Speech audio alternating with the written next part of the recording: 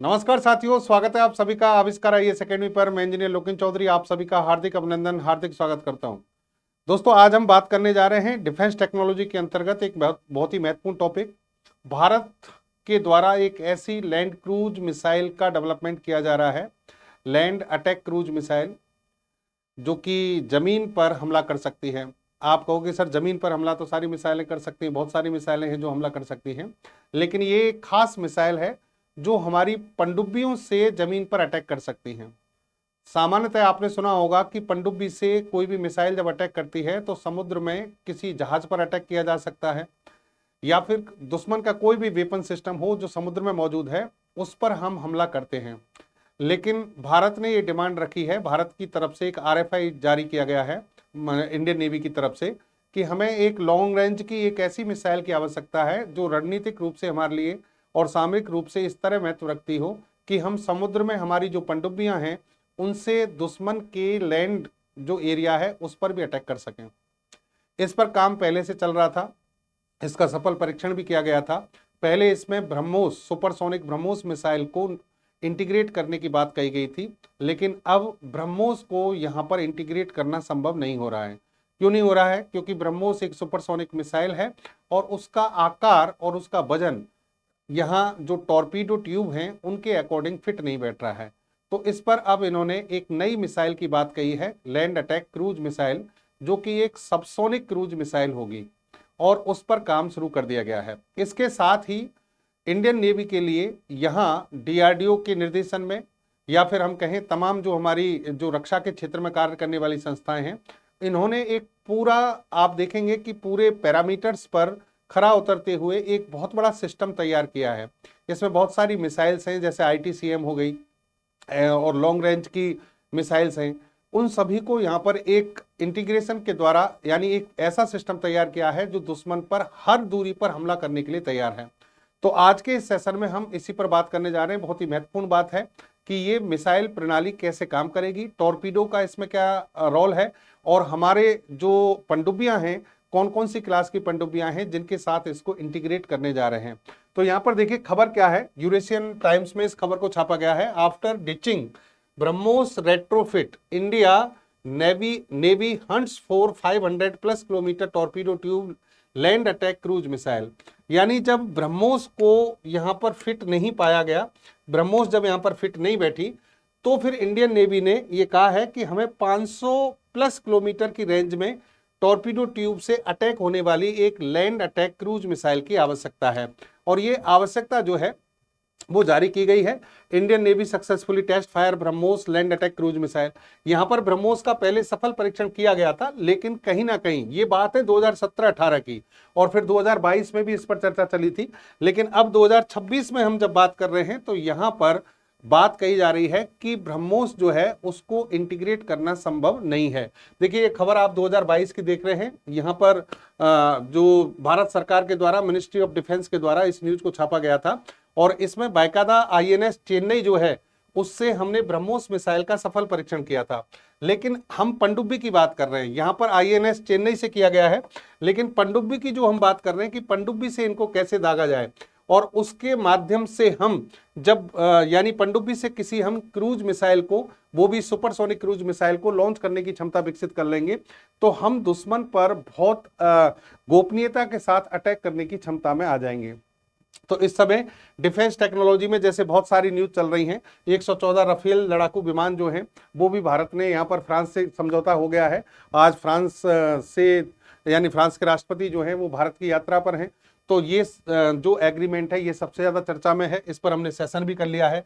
6P8I विमान जो है वो हमने अमेरिका से खरीदे। ये सारी चीजें सुर्खियों में है।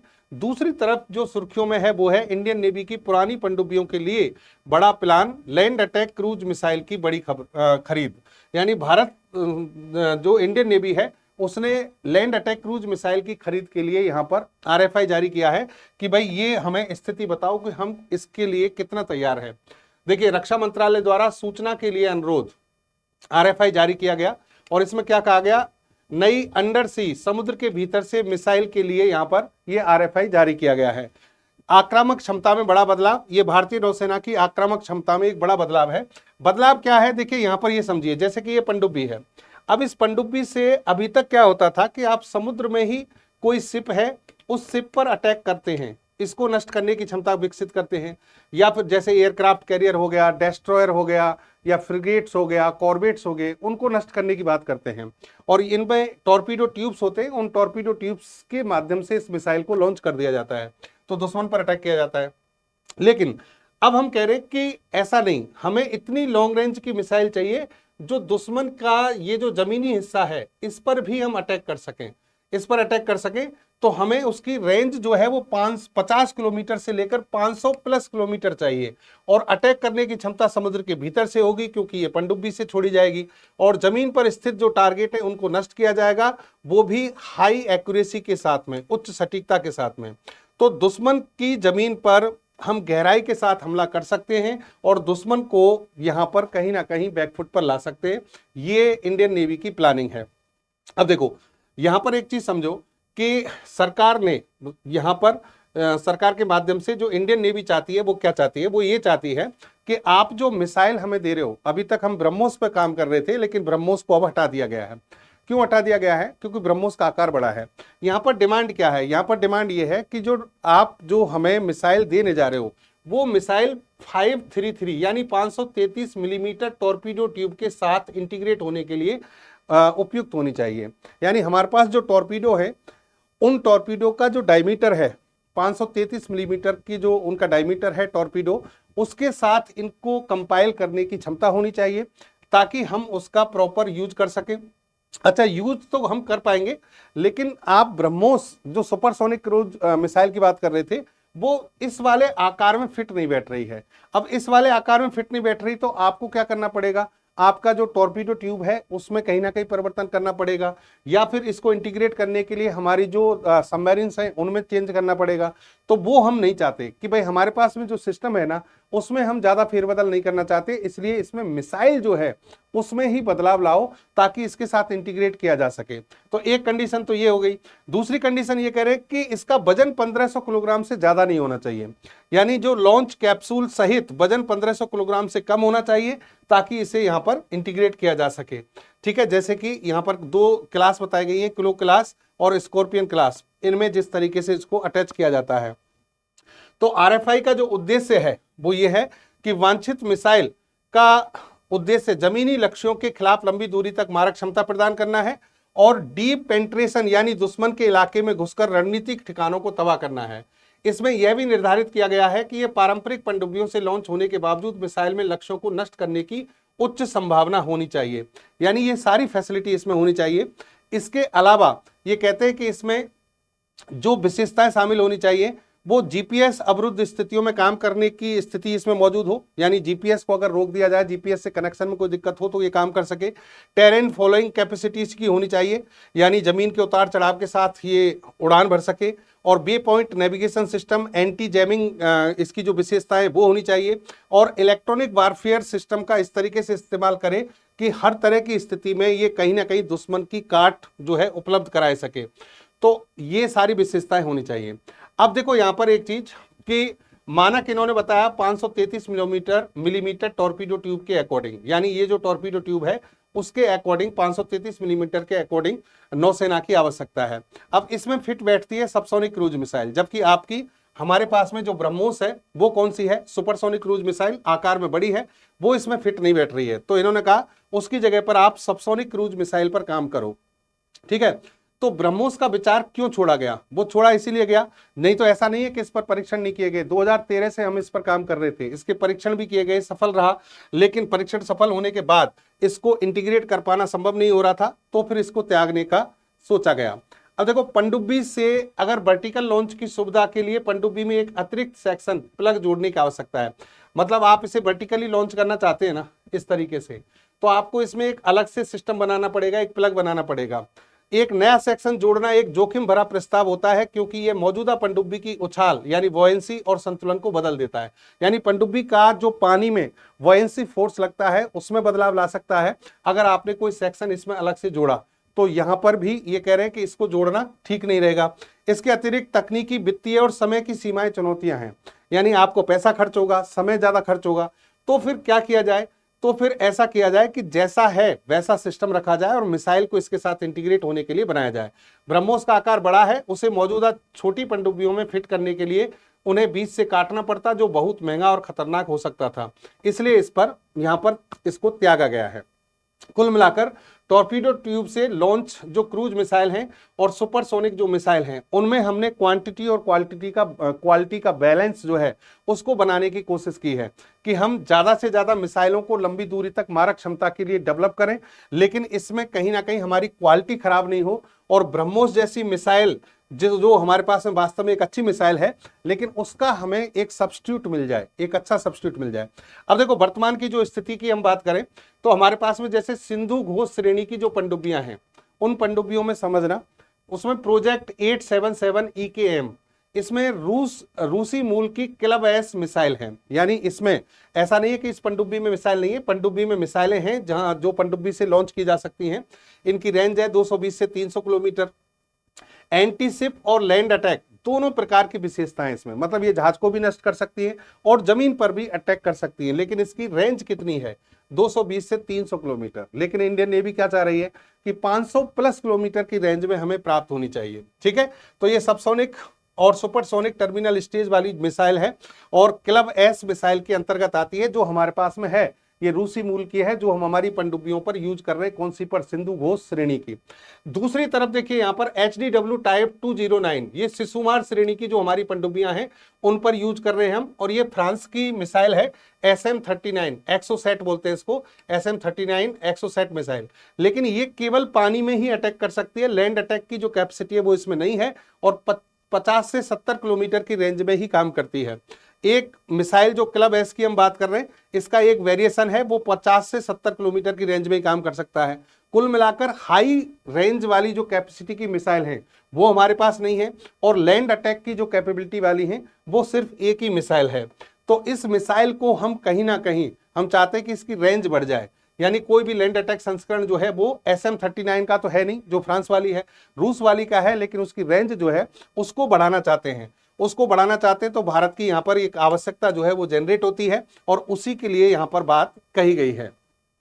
DRDO ने इस पर काम बहुत पहले से शुरू कर दिया था। 2013 में मैंने कहा सुपरसोनिक जो सुपरसोनिक क्रूज ब्रह्मोस मिसाइल है, हमारी क्रूज मिसाइल ब्रह्मोस, उसको इंटीग्रेशन पर काम किया गया।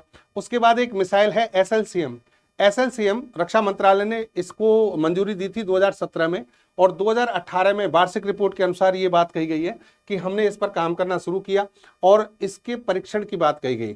ठीक है, ये मिसाइल फिर आती है ITCM सबसोनिक क्रूज मिसाइल, उसी का ये एक एडवांस रूप है। SLCM और ITCM दो मिसाइल हैं, इनके कंपैरिजन में समझना, और इसका कंपैरिजन मैं अभी आपको बताऊंगा। इससे पहले एक मिसाइल थी निर्भय। इस निर्भय हमारी सबसोनिक क्रूज मिसाइल है, और इसको हम कहते हैं long weather long range missile थी, sorry all weather long range missile थी, मतलब सभी मौसमों में कार्य कर सकती थी, और लॉन्ग रेंज में क्रूज के हिसाब से, क्योंकि उसकी रेंज मारक क्षमता थी 700 से 900 किलोमीटर।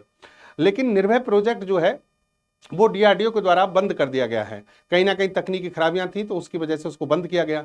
अब उसकी जगह पर हमने एक नया सिस्टम चालू किया मिसाइल का, जिसका नाम है ITCM indigenous technology cruise missile. अब ITCM जो मिसाइल सिस्टम है, इसमें हमारी खुद का तो इंजन है, जिसका नाम है माणिक टर्बोफैन इंजन, ये DRDO ने खुद ने बनाया है, और इसमें RF सीकर लगा है, वो भी खुद का है। 2020 में हमने ITCM के प्रोजेक्ट पर काम शुरू कर दिया था, और इसकी मारक क्षमता जो है वो काफी अच्छी है। ठीक है, तो ITCM जो है जिसमें स्वदेशी इंजन लगा है, RF सीकर लगा है, इसकी मारक क्षमता कितनी है, 1000 किलोमीटर, यानी निर्भय मिसाइल से भी ज्यादा है। तो ये जो मिसाइल है ये 300 किलोग्राम का वॉरहेड ले जा सकती है। तो कहने का मतलब जो हमारी लैंड अटैक क्रूज मिसाइल्स हैं, जो पनडुब्बी पर हम जिनको सेट कर सकते हैं, इंटीग्रेट कर सकते हैं, उसमें ITCM जो मिसाइल है वो एकदम सही बैठती है। और इस मिसाइल को यहाँ पर कहीं ना कहीं इंटीग्रेट करने के लिए बात कही जा रही है कि इस मिसाइल को हम इस पर इंटीग्रेट करेंगे, और इससे हम दुश्मन की जमीन जो है, या फिर जो उसका रणनीतिक सेंटर है, उन सभी पर, स्ट्रेटेजिकल सेंटर, उन पर हमला कर सकते हैं, उनको नष्ट कर सकते हैं। करना क्या होगा कि जो मूल ITCM है उसका आकार अभी काफी बड़ा है, तो उस आकार को हमें थोड़ा सा छोटा करना पड़ेगा, उसका रूपांतरण करना पड़ेगा। तो रूपांतरण की जो प्रक्रिया है उस पर काम शुरू कर दिया गया है और इसमें 250 किलोग्राम का वॉरहेड होता है। ये SLCM की कहानी है, यानी ITCM जो है और SLCM जो है, इन दोनों में मॉडिफिकेशन स्टार्ट कर दिए गए हैं ताकि इस मिसाइल प्रणाली को हम कहीं ना कहीं हमारी पनडुब्बी पर इंटीग्रेट कर सकें। इसके अलावा एक मिसाइल जो आप देख रहे हैं ये है LRLACM, यानी long range land attack cruise missile. इस पर भी भारत ने काम शुरू कर दिया है और इस तरीके से SLCM, ITCM, LRLACM इन मिसाइलों की एक पूरी फैमिली जनरेट की जा रही है और इंडियन नेवी ने कहा है कि हमें ऐसी बहुत सारी मिसाइलें चाहिए जिससे हम लॉन्ग रेंज में दुश्मन पर अटैक कर सकें। इन मिसाइलों से होगा क्या कि हम समुद्र में तो दुश्मन को रोकेंगे, यानी समुद्र में तो दुश्मन पर हमला करेंगे, साथ साथ हम दुश्मन की जो मेन लैंड एरिया है उसके पास जाकर या उससे काफी दूरी पर रहकर उस पर अटैक कर सकते हैं। तो हमारी जो एयरफोर्स है या फिर जो हमारी जो आर्मी है वो तो दुश्मन पर हमला कर ही रही है, लेकिन हम एक दूसरे छोर से दुश्मन को घेर सकते हैं और इसी को ध्यान में रखकर ये मिसाइलें यहां पर तैयार करने की बात कही गई है। तो ये था दोस्तों LACM मिसाइल, जिसकी डिमांड इंडियन नेवी के द्वारा की गई है, जिस पर काम शुरू कर दिया गया है।